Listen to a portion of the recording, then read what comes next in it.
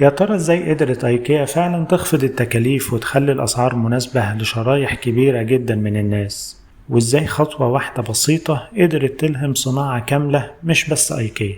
تعالوا نشوف السر اللي قلب الدنيا، سر العبوات المسطحة لايكيا. مع بداية رحلة ايكيا وبداية النمو الكبير كانت المصاريف بتزيد بطريقة تهدد التسعير وتحد من قدرتهم على التوسع.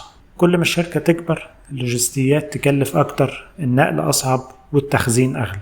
في يوم من الأيام كان جيلس لاندجرين واحد من أوائل الناس اللي اشتغلوا في عالم أيكيا.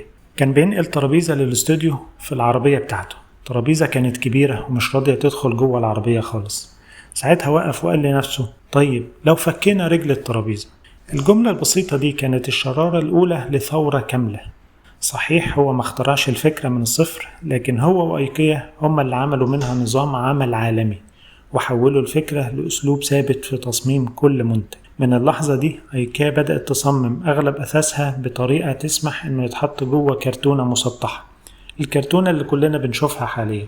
القطعة بتتفك وتتجمع بسهولة، الحجم صغر للنص، النقل يبقى أرخص لأن بينقلوا عدد كبير في نفس الوقت، التخزين بقى أسهل لأن المخزن الواحد بقى يشيل كمية أضخم من الأساس، والعميل بقى بيشارك في التجميع وينقل المنتج بنفسه، وبكده يوفروا تكلفة العمالة والنقل. وهنا حصل التغيير الكبير. أيكيا ما قللتش جودة الخشب ولا التصميم، هي قللت تكلفة الرحلة بس، من أول ما المنتج يطلع من المصنع لحد ما يوصل لبيت العميل. قللوا مساحات التخزين، قللوا تكاليف النقل من المخازن بينها وبين بعضها، وكمان خلوا العميل يقدر ينقل الأساس بتاعه بنفسه، ما يحتاجش عمالة زيادة. مع مرور الوقت الفكرة بقت مش مجرد حل مؤقت، دي بقت ثقافة تصميم جوه الشركة.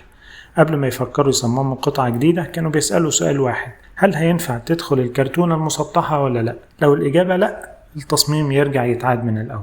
والنتيجة أسعار أقل من المنافسين، انتشار عالمي بسهولة وبقوة، قدرة على توصيل منتجات ضخمة بأقل تكلفة ممكنة، والصناعة كاملة على مستوى العالم اتجهت بعدها لنفس المبدأ.